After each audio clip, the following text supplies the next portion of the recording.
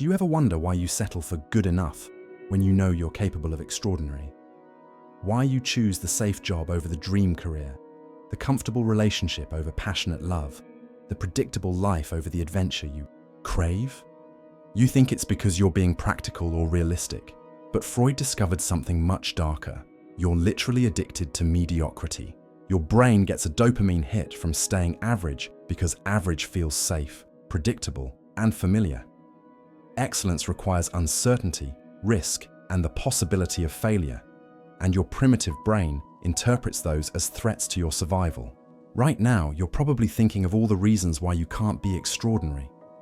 That voice listing your limitations, your lack of resources, your circumstances. That's not wisdom. That's your addiction talking. Freud realized that mediocrity isn't a lack of ability. It's a psychological defense mechanism. You stay small to stay safe, but safety is killing your soul. The most successful people aren't the most talented. They're the ones who broke their addiction to being average. But breaking this addiction requires you to face something terrifying. The possibility that you've been choosing limitation your entire life. Tell me in the comments, what dreams did you give up because they felt too risky? I can see from your responses that most of you have abandoned dreams that once excited you, and now you're telling yourself it was the mature thing to do. But here's what Freud discovered about this pattern. Your addiction to mediocrity isn't protecting you from failure, it's guaranteeing it. When you choose safe over significant, you're not avoiding risk, you're choosing the certain risk of regret. When you settle for less than you want, you're not being practical, you're being self-destructive. Your brain has convinced you that extraordinary people are just lucky, more talented, or born into better circumstances. But that's a lie your mediocrity addiction tells you to justify staying stuck. Freud found that exceptional people feel the same fears you do. They just refuse to let those fears make their decisions. They understand that the biggest risk isn't failure, it's succeeding at something that doesn't matter. They'd rather fail at their dreams than succeed at someone else's definition of safety. Right now, your life is probably comfortable, predictable, and completely unfulfilling. You've traded your potential for security, your passion for stability, your dreams for other people's approval. But deep down, you know you're capable of so much more. The question is, how long will you keep choosing familiar misery over uncertain magnificence? What would you attempt if you knew you couldn't fail? Your answers reveal the dreams you've buried under layers of practical thinking. But Freud discovered something crucial about why we abandon our potential. We're more afraid of success than failure. Failure lets you stay the same person with the same story about why life is hard. But success? Success means you have to become someone new, someone you've never been before. That's terrifying because it means leaving behind the identity you've built around limitation. Your ego has invested so much in being the person who tried their best but couldn't quite make it. Success would destroy that story and force you to admit you were capable all along. This is why people self-sabotage right before breakthrough moments. It's why they procrastinate on important projects, make excuses for not trying harder, or settle for almost instead of pushing for everything. Your addiction to mediocrity isn't about lacking confidence. It's about being terrified of your own power. Because if you're truly powerful, that means you're responsible for the life you've created. It means you can't blame circumstances, bad luck, or other people anymore. It means everything that happens from now on is a choice. Freud called this existential anxiety, the fear of freedom, responsibility, and unlimited potential. Which is scarier to you, failing at something great or succeeding beyond your current identity? The honesty in these comments shows me you're ready for the first step of Freud's method to break free from mediocrity addiction. Step 1 is brutal self-awareness.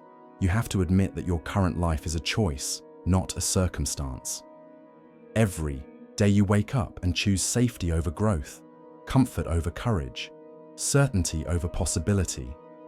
You choose to stay in the relationship that's fine but not fantastic.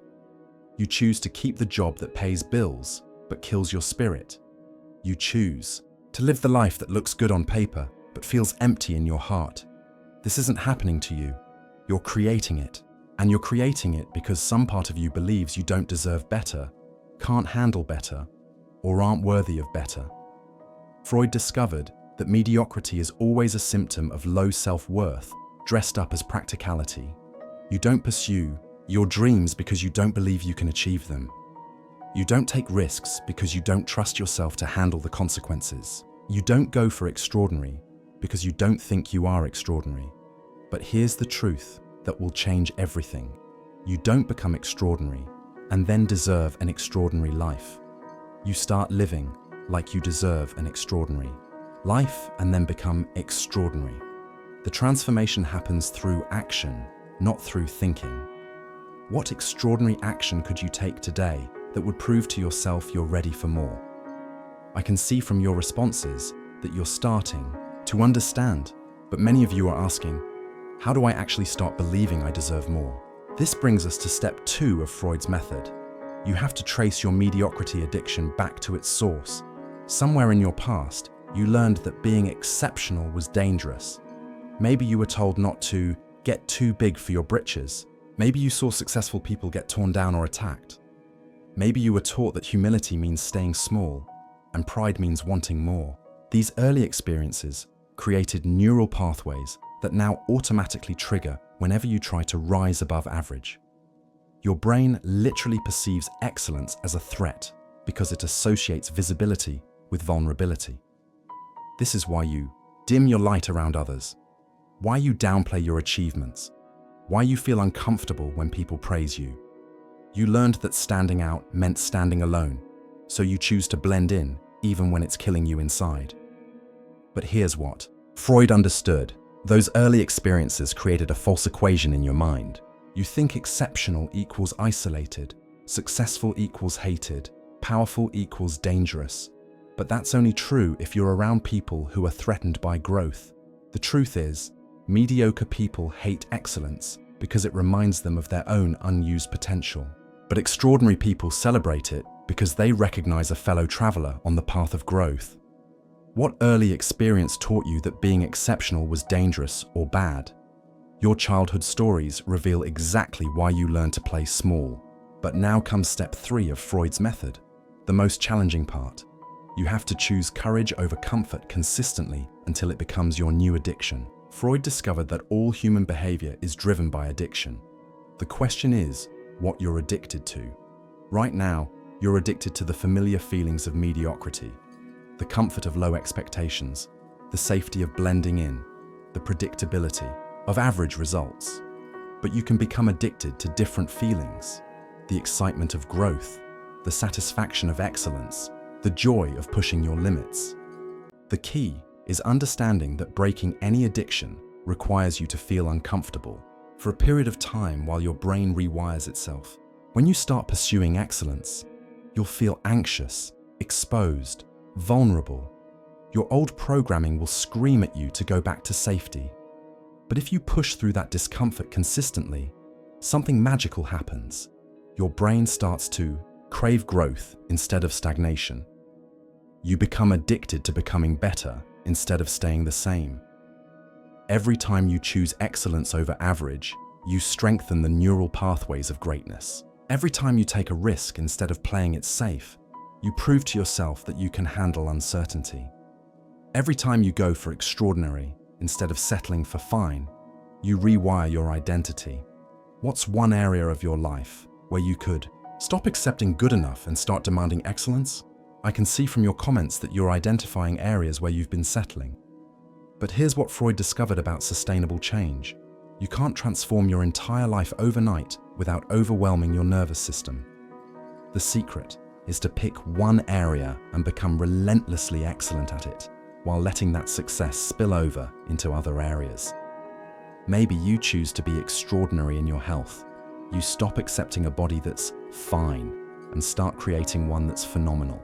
Maybe you choose excellence in your relationships. You stop settling for people who drain you and start attracting people who inspire you. Maybe you choose greatness in your work. you stop doing just enough to get by and start creating value. That can't be ignored. The key is to make this choice every single day until excellence becomes your new normal. Your brain will try to pull you back to mediocrity with 1,000 excuses. This is too hard. I don't have time. What if people think I'm trying too hard? Those thoughts aren't truth. They're withdrawal symptoms from your mediocrity addiction. Push through them. Choose growth over comfort. Choose excellence over easy.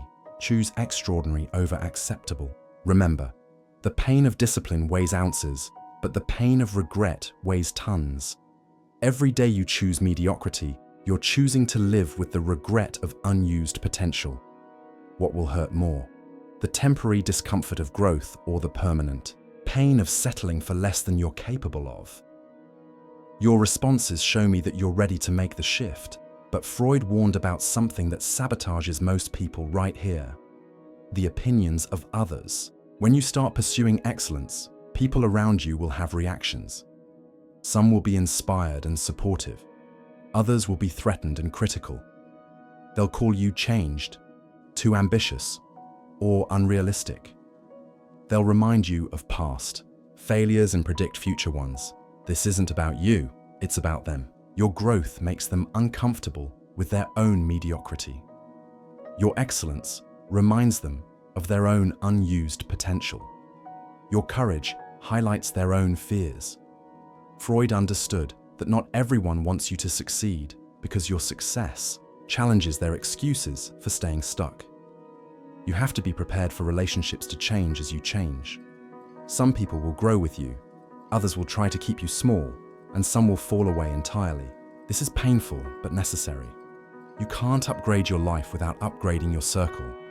You can't become extraordinary while surrounded by people who are committed to being average. This doesn't mean you judge or abandon people, but it means you stop letting their fears limit your dreams. You stop asking for permission to be great from people who are afraid of greatness.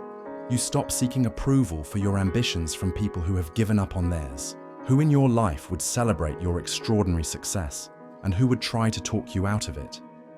I can see from your honest answers that you're recognizing the people who support your growth versus those who keep you small. But here's the final piece. Freud discovered about breaking mediocrity addiction. You have to fall in love with the process of becoming, not just the outcome of success. Most people are addicted to mediocrity because they're focused on the destination rather than the journey. They want the results of excellence without the daily practice of excellence. They want the life of an extraordinary person without doing the work of becoming extraordinary. But here's the secret. The work is the reward.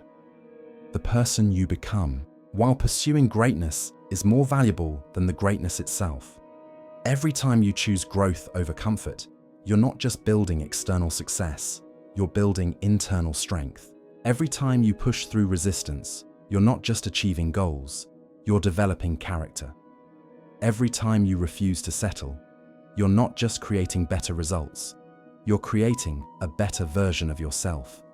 Freud taught us that the goal isn't to arrive somewhere and stop growing. The goal is to become someone who never stops growing. Someone who sees challenges as opportunities, setbacks as setups for comebacks, and limitations as lies to be overcome. When you fall in love with becoming extraordinary rather than just being extraordinary, mediocrity stops being an option. You can't go back to playing small when you've tasted what it feels like to expand. What would change in your life if you became addicted to growth instead of comfort? As we conclude this journey together, I want you to understand something profound that Freud discovered. You were never meant to be average. Mediocrity isn't your natural state. It's a learned behavior that you can unlearn. Every cell in your body is designed for growth. Every instinct in your soul craves expansion. Every dream in your heart demands expression. You've been fighting your own nature by trying to stay small and safe. You've been going against your own design by choosing limitation over liberation. The 3 steps we've covered: brutal self-awareness, tracing your programming, and consistently choosing courage, aren't just techniques for success. They're a roadmap back to who you really are underneath all the conditioning, all the fears, all the stories about why you can't have what you want. Your extraordinary life isn't something you have to earn or deserve or qualify for. It's something you have to stop rejecting. It's something you have to stop sabotaging. It's something you have to stop running from out of fear that you're not ready for it. The truth is, you'll never feel ready for the life of your dreams. You'll never feel qualified for the success you desire. You'll never feel prepared for the greatness that's calling you. But readiness isn't required. Only willingness. Willingness to feel afraid and act anyway. Willingness to be uncomfortable while you grow. Willingness to disappoint people who are invested in your smallness. Your mediocrity addiction ends the moment you decide it ends. What will you choose?